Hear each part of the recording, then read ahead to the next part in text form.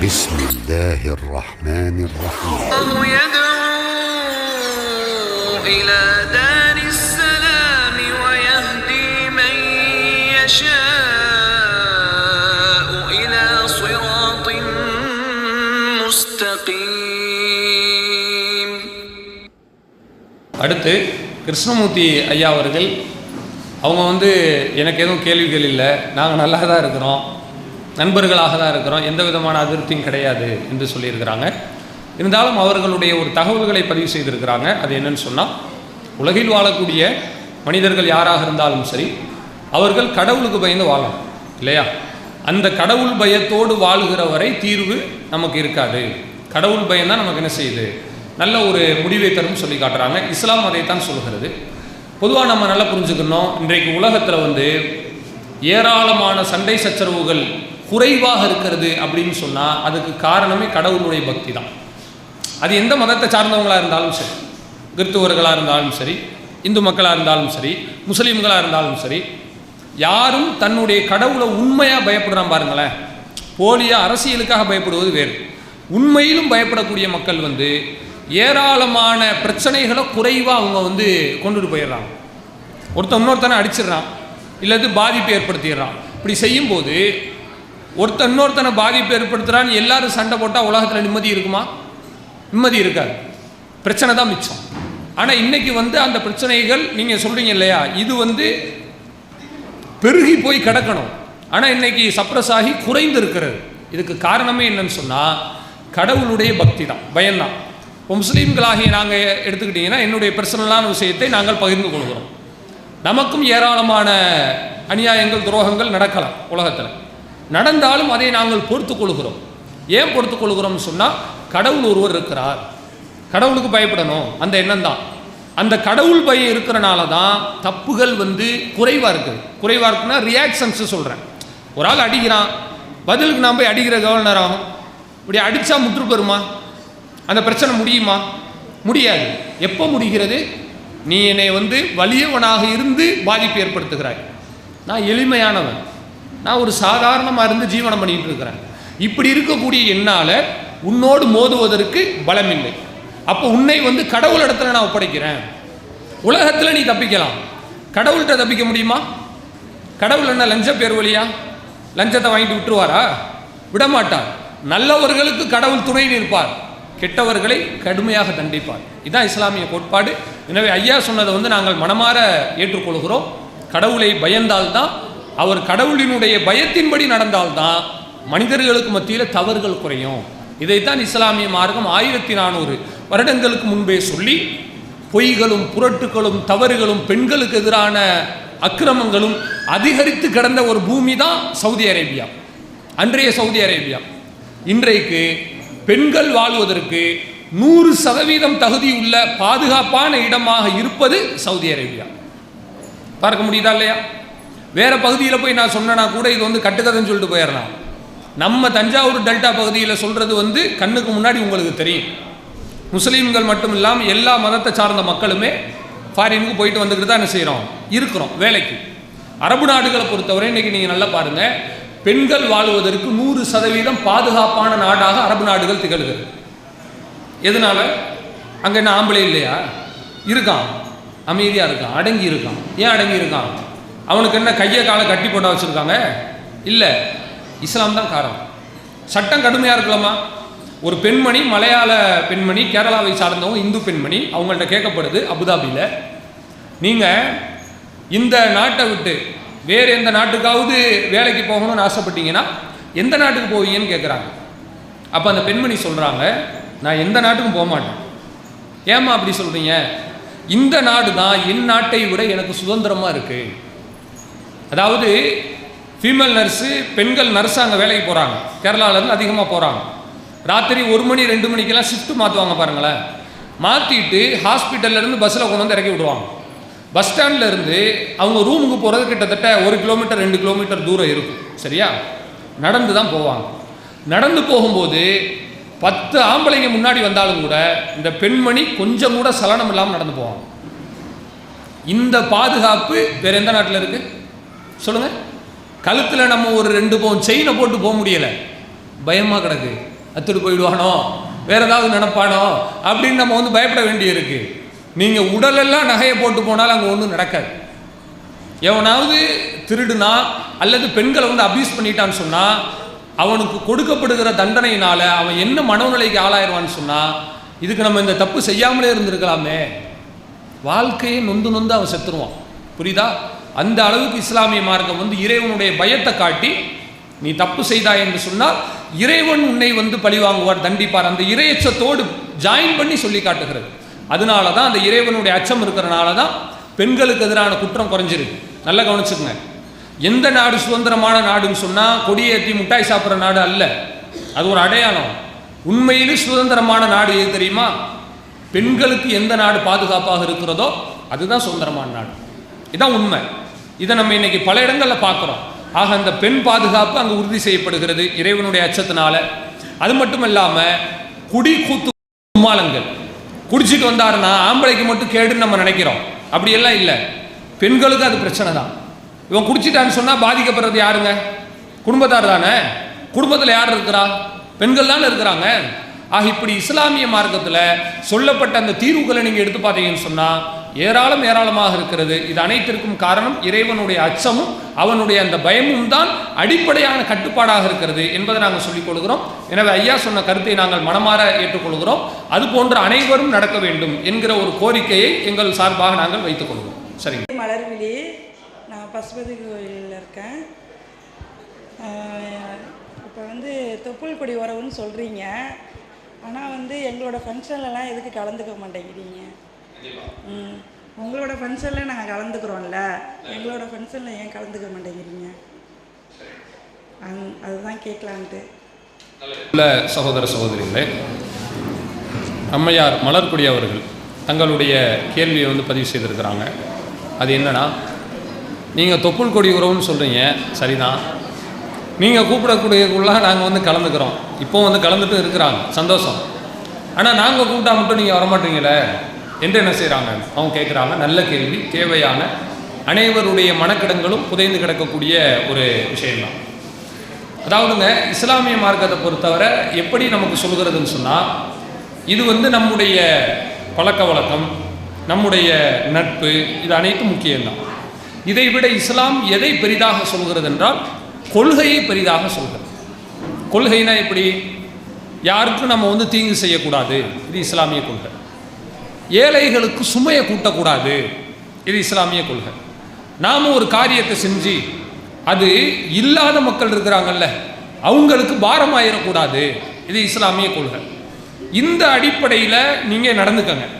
இதுக்கு மாற்றமாக நீங்களும் நடக்காதீங்க. வேறு யாரும் நடந்தாலும் அதில் நீங்கள் பங்கு கொள்ளாதீங்க என்று இஸ்லாம் சொல்லி காட்டுகிறது. இதுதான் ஒரு ஒன்லைன். இதை விலாவரியாக சொல்வதானால் நம்ம நல்லா கவனிக்கணும்.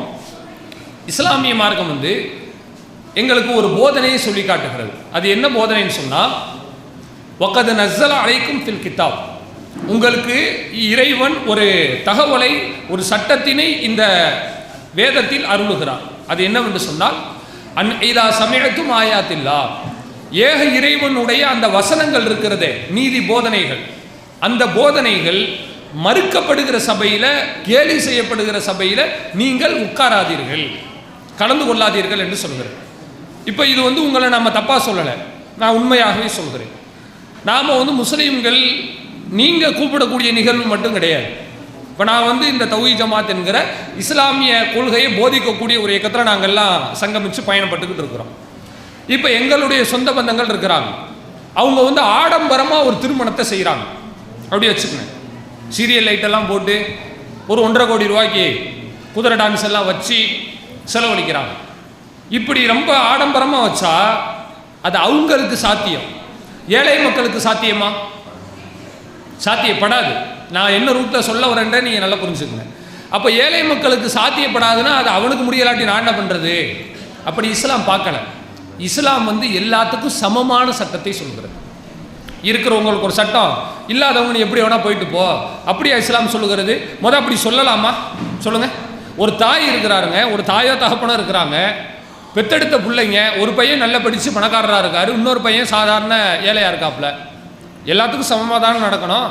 பணக்காரருக்கு ஒரு நீதி, ஏழைக்கு ஒரு நீதின்னு ஒரு தாய் தகப்பன்னு நடந்தால் எந்த பிள்ளையாவது ஏற்றுப்போமா? ஏற்றுக்க மாட்டோம். அப்போ இஸ்லாம் எப்படி பார்க்குதுன்னு சொன்னால், எல்லாரையும் சமமாக நடத்தணும். எல்லாரும் எப்படி சமமாக நடக்கிறது?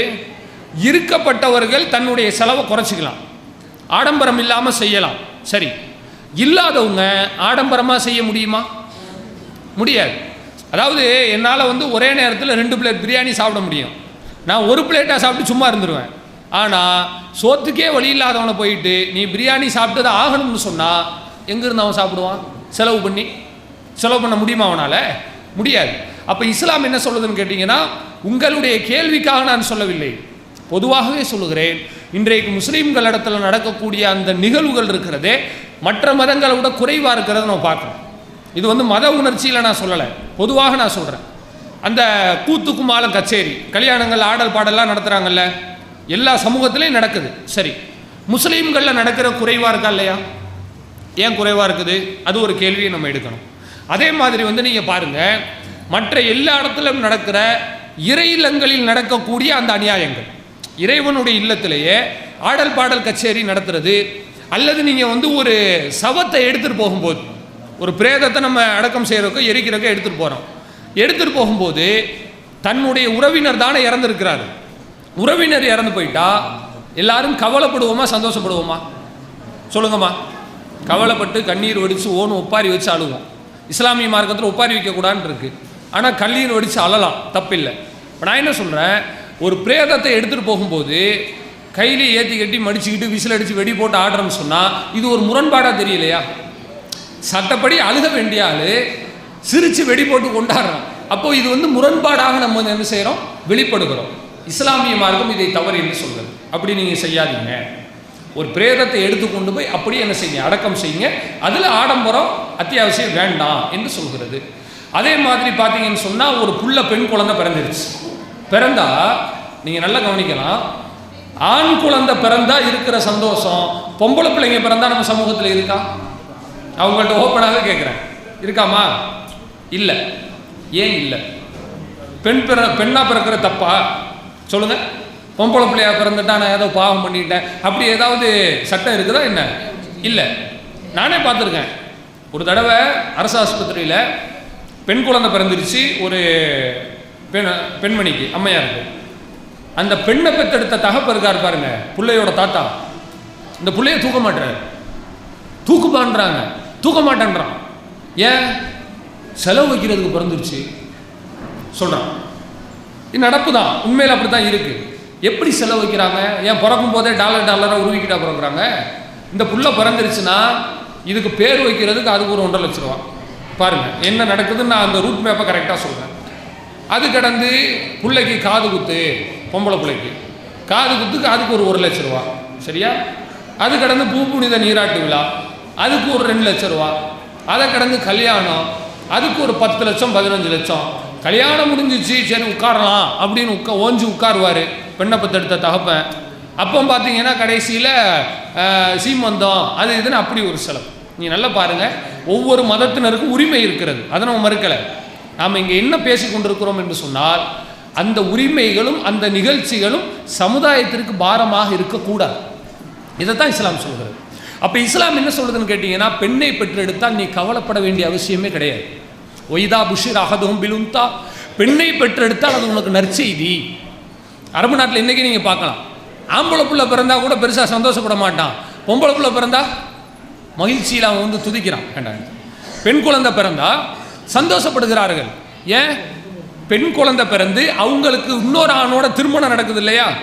கல்யாணம் பண்ணும்போது இந்த அம்மா கல்யாணம் கட்டக்கூடிய ஆண்கிட்ட விலை பேச, அது அவங்க தன்னுடைய மனக்கொடையை கேட்கிறார்கள். என்ன நீ கல்யாணம் பண்ணணுமா, 100 கிலோ நகை கொடுன்னு கேட்குறாங்க. பெண்ணுங்க, நான் தப்பாக சொல்லலை, நான் ஏதோ தவறுதலை மாற்றி உளர்றேன்னு நினைக்காதீங்க, உண்மை கவனமாக பேசுகிறேன். ஆண் கேட்கல, வரதட்சணை கேட்கல, பெண்மணி கேட்குறாங்க, எங்களுக்கு நீங்கள் கொடுங்க, கொடுத்தா தான் நான் உன்னை கல்யாணம் பண்ணிக்குவேன். இப்படி சொல்கிறனால தான் அரபு நாட்டில் இன்றைக்கி நீங்கள் பார்த்தீங்கன்னா 30-35 வயசு வரை கல்யாணம் முடியாமல் நிறைய ஆட்கள் இருக்கிறான். ஏன்? கொடுக்க முடியலை. இங்கே பெண்ணை வச்சுக்கிட்டு உட்காந்துருக்கோம் பாருங்கள், 25-30 வயசு வரை. அந்த மாதிரி அங்கு ஆண்களுக்கு வயசு கூடுகிறது. காரணம் என்ன? பெண்ணுக்கு கொடுக்கணும். இது நியாயமா இல்லையா? கஷ்டப்படுறது யாரு கல்யாணத்துக்கு பிறகு? பெண்களா ஆண்களாங்க? பெண்கள் தான். வேலை பார்த்து உழைச்சி ஓடா தேஞ்சு நொந்து நொம்பலப்பட்டு போறது யாரு? பெண்கள் தான், பெண் வர்க்கம் தானே. இப்படி இருக்கக்கூடிய நேரத்தில் இஸ்லாம் என்ன சொல்லுதுன்னா, நீங்க ஆண்கள் பெண்களுக்கு மனக்கொடையை கட்டாயமா கொடுங்க. ஏதோ விருப்பப்பட்டா கொடுங்க, விருப்பப்பட்டா விடுங்கன்னு கூட சொல்லலை. அவசியம் நீ கொடுத்தாகும் இஸ்லாம் சொல்லுகிறது. இப்படி கொடுத்தா இன்னைக்கு பெண்ணை பெற்றெடுத்தவன் கவலைப்படுவானா? நான் கேட்குறேன், ரொம்ப எளிமையான உதாரணம். நீங்கள் ஒரு ஆடு வளர்க்குறீங்க, மாடு வளர்க்குறீங்க, கோழி வளர்க்குறீங்கன்னு சொன்னால், ஆடு வந்து ஆண் குட்டி போட்டால் சந்தோஷப்படுவீங்களா, பெண் குட்டி போட்டால் சந்தோஷப்படுவீங்களா? பெண் போட்டால் சந்தோஷப்படுவோம். ஏங்கம்மா? அப்போ தானே வம்சம் பெருகும். பெண் வாரிசு வந்தால் தான் விருத்தி ஆகும், பண்ணை நிறைய பெருகும், நமக்கு என்ன செய்ய வருமானம் கூடும். மாட்டு வளர்த்தாலும் இப்படி தான், எதுலையுமே அப்படி தான். நான் தப்பாக சொல்லலை, இது உண்மையா இல்லையா? சரி. ஆனால் மனுஷன் மட்டும்தான், மனுஷ பெயர் மட்டும்தான் பொம்பளை பிள்ளை பிறந்தா வருத்தப்படுறான். என்ன இது? அப்போ இவனுக்கு தேவைன்னா பெண் குழந்தை வேணும், தேவைப்படக்கூடாதுன்னா பெண் குழந்தை வேணாம். இதெல்லாம் நம்மளாக தயாரிக்க முடியும்? கடவுள் கொடுக்கக்கூடிய நீதி. அப்போ நம்ம தான் அதை வந்து கடுமையாக்கி வைத்திருக்கிறோம். இஸ்லாம் வந்து இந்த மாதிரியான வரதட்சணை நிகழ்வுகள், ஆடம்பர கூத்து கும்மாளங்கள், தேவையற்ற ஒரு நிகழ்வுகள் சொல்கிறேன், இதெல்லாம் ஏன் கலந்துக்கிற கூடாதுன்னு சொல்லுதுன்னா, முஸ்லீம் அல்லாதவங்கன்ற அந்த ஒரு கிரைட்டீரியா கிடையாது, அந்த ஒரு பகுதி கிடையாது. முஸ்லீமாக இருந்து கொண்டே ஒருத்தர் வந்து வரதட்சணை கல்யாணம் நடத்துகிறான்னு வைங்க, என் அண்ணனாக இருந்தாலும் நான் போக மாட்டேன். முஸ்லீமாக இருந்து கொண்டே ஒரு மனிதன் காது குத்துன்னு வச்சு சாப்பாடு போடுறான், நான் போக மாட்டேன். பிறந்த நாள் கொண்டாட்டம் சாப்பாடு போடுறான், நான் போக மாட்டேன். இஸ்லாம் அதை தான் சொல்லுது. நீ ஏன் வெட்டி செலவு பண்ணிகிட்டு இருக்க? பந்தாவுக்கும் பவுசுக்கும் பெருமைக்கும் எதுக்கு செலவு பண்ணணும்? செலவு பண்ணி என்ன கிடைக்க போகுது? நான் கேட்குறேன், தேவையில்லாமல் அதாவது ஒரு 4 ஏழைக்கு சாப்பாடு கொடுக்கலாம், தப்பில்லை. இல்லாதவங்களுக்கு நீங்கள் உதவி செய்யலாம், தவறில்லை. ஒரு பெருமைக்காக இது பெரிய ஆளுப்பா அப்படின்னு பேசணுன்றதுக்காக 4 லட்ச ரூபா செலவழித்து என்ன பிரயோஜனம் சொல்லுங்கள்? அப்படி செலவழித்து பெருமையாக பேசுவாங்க, சாப்பிட்டு வெளியே போவோம், குறை சொல்லிட்டு போவான், நல்லாவே இல்லை அப்படின்ட்டு போயிடுவான். இந்த மாதிரி இருக்கிறத நம்ம பார்க்குறோம். இப்படி இந்த வரட்டு பெருமைகளை எல்லாம் இஸ்லாமிய மார்க்கம் ஒழிக்கிறது. எப்போ ஒழிக்க முடியும்? வார்த்தையாக சொன்னால் போதுமா? நம்ம ஃபாலோ பண்ணணுமா இல்லையா? அப்போ அதுக்காகத்தான் இஸ்லாமிய மார்க்கம் வந்து இந்த கருப்பு சட்டங்களை, கடுமையான சட்டங்களை வந்து தளர்த்தி இருக்கிறது, அழித்திருக்கிறது. நீயும் ஃபாலோ பண்ணாத, நீயும் செய்யாத, அடுத்தவங்க செஞ்சால் அதில் போய் கள்ள மௌனியாக உட்காராது. சொல்ல புரியுதா? நான் இப்போ வந்து தப்பு பண்ணுறேங்க, இதுவும் தப்பு. இன்னொருத்தர் தப்பு பண்ணுறாரு, அதை நான் பார்த்துக்கிட்டு இருக்கேன், அதுவும் தப்பு தான். இது இஸ்லாத்தில் மட்டும் இல்லை, ரூல்ஸ் படி, அதாவது நாட்டு சட்டப்படி அதுதான். ஒருத்தன் இன்னொருத்தனை கத்தி வச்சு குத்திட்டான், அப்படி வச்சுக்கங்க. குத்துறவனும் உங்களுக்கு யாரும் தெரியாது, செத்தவனும் யாரும் தெரியாது. பக்கத்தில் நின்றுபடி வேடிக்கை பார்த்துக்கிட்டே இருக்கீங்க. போலீஸ்காரர் பார்த்துட்டார், நீங்கள் பார்த்ததை உங்களை வேனில் ஏற்றுறாரு. ஐயா எனக்கு இன்னும் தெரியாதுங்க ஐயா, நான் சும்மா தாங்க ஐயா நின்னேன் அப்படின்னு சொல்கிறான். ஏற்றுக்குவாரா? உனக்கு தெரியாதுன்னா நீ கிளம்ப வேண்டியதானே, நீயே சும்மா நிற்கிறாப்ப நீயும் கூட்டு கிளவானி தான் சொல்லுவாரா மாட்டாரா? அப்போ கடவுள் என்ன செய்கிறாருன்னு கேட்டிங்கன்னா, நீ என்னை வந்து கும்பிட்டு போங்க என்று மட்டும் சொல்லவில்லை. நீங்கள் ஏழை மக்களுக்கு பாரத்தை ஏற்றாதீங்க. உன்னிடத்துல பணம் இருந்தாலும் கூட நீ நல்ல முன்மாதிரியாக நடந்து காட்டு. சொல்கிற புரியுதாங்கம்மா? அதாவது ஒரு கோடீஸ்வரர் வந்து ஆடம்பரம் இல்லாமல் சுருக்கமாக தன்னுடைய திருமணத்தை, தன்னுடைய வீட்டு நிகழ்ச்சிகளை நடத்துகிறார் என்று வைத்துக்கொண்டால், இருக்கப்பட்டவங்களே இப்படி பண்ணுறாங்க, இல்லாத நாமையே வந்து ஆடம்பரம் பண்ணணும், புத்தி வருமா வராதா? அந்த ஒரு நிகழ்வுக்காக தான் இஸ்லாமிய மார்க்கம் என்ன செய்கிறதுன்னு சொன்னால், மார்க்கம் ஒரு சட்டத்தை சொல்லி கடுமையான காரியங்களை நீங்கள் கலந்துக்கிறாதீங்க என்று சொல்லி இருக்கிறது. இப்போ நாம் வந்து நீங்கள் அழைக்கக்கூடிய நிகழ்ச்சிக்கு வரக்கூடாது என்பது நம்முடைய நோக்கம் கிடையாது. சில விஷயங்களை தவிர்த்துக்கிறோம். நான் சொன்னதில் இதுவும் ஒரு அடக்கம். மக்களுக்கு பாரத்தை கூட்டுற மாதிரி செலவை கூட்டி சில காரியங்களை செய்கிறோம் பாருங்களேன், அதை நாங்களும் செய்யக்கூடாது, எல்லாரும் செய்யக்கூடாது. இது இஸ்லாம் சொல்லுது. இது சரியா தப்பா? நல்ல கருத்து தானே? கேட்பதற்கு கடினமாக இருக்கலாம், யாரு தான் இன்னைக்கு அப்படி பண்ணுறா, பண்ணக்கூடிய மக்கள் இருக்கிறாங்க. ஆனால் பண்ணுறது சரியா தப்பா நம்ம தான் என்ன செய்யணும், ஆள் மனதில் கை வைத்து யோசிக்க வேண்டும். ஒன்று. ரெண்டாவது, நல்ல கவனிங்க, இஸ்லாமிய மார்க்கம் வந்து தன்னுடைய தெய்வ நம்பிக்கையில் சிறிதளவு கூட கீறல் விழக்கூடாது என்று நம்பக்கூடிய ஒரு மார்க்கம். நாம் வந்து வேற யாருக்கு துரோகம் செஞ்சால் மன்னிப்பு கேட்டுக்கலாம், கடவுளுக்கு துரோகம் செஞ்சால் கடவுள் சும்மா விடுவாரா? விட மாட்டார். நீங்கள் நல்ல கவனிங்க. இப்போ இஸ்லாமிய மார்க்கம் என்ன சொல்கிறது என்றால், நாம் சமைச்சு சாப்பிட்ற பொருள் இருக்கு இல்லையா, இந்த பொருளை நீங்கள் கடவுளுக்கு மட்டும்தான் படையல் செய்யணும் என்று இஸ்லாம் சொல்கிறது. கடவுள்னா எப்படி? நமக்கு வந்து உதாரணத்துக்கு எடுத்துக்கங்க, ஒரு ஆடு இது மாதிரியான பிராணிகளை, கோழியை நம்ம அடுத்து சாப்பிடக்கூடியவங்களா இருக்கும் எல்லாரும். இப்படி சாப்பிடக்கூடிய ஒரு நபர்கள், சாப்பிடாதவங்க இருந்தால் அவங்கள காயப்படுத்தலாம் நினைக்க வேணாம், நான் ஒரு புரிதலுக்காக சொல்லுகிறேன். யாராவது அப்படி சாப்பிட்றாங்கன்னு வச்சுங்களேன், இஸ்லாம் என்ன சொல்லுதுன்னா, நீங்கள் வந்து ஹலாலான அடிப்படையில் சாப்பிடுங்க என்று சொல்லுகிறது. நீங்கள் பார்த்துருப்பீங்க கறிக்கடைகள்ல எல்லாம் அந்த ஹலால்னு போட்டிருக்காங்க பாருங்க. இது வந்து மத துவேஷம் கிடையாது, ஒரு நன்றி உணர்ச்சி தான். இப்போ ஒரு ஆள் வந்து எனக்கு ஒரு சாப்பாடு கொடுக்குறாருங்கம்மா, சாப்பாடை வாங்கி சாப்பிட்டுட்டு அவருக்கு ஒரு நன்றி கூட சொல்லலைன்னு வைங்களேன், இது மனிதாபிமானமா? இது ஒரு நல்ல பண்பான்னு நான் கேட்குறேன். கொடுத்தவருக்கு நன்றி சொல்லணுமா இல்லையா?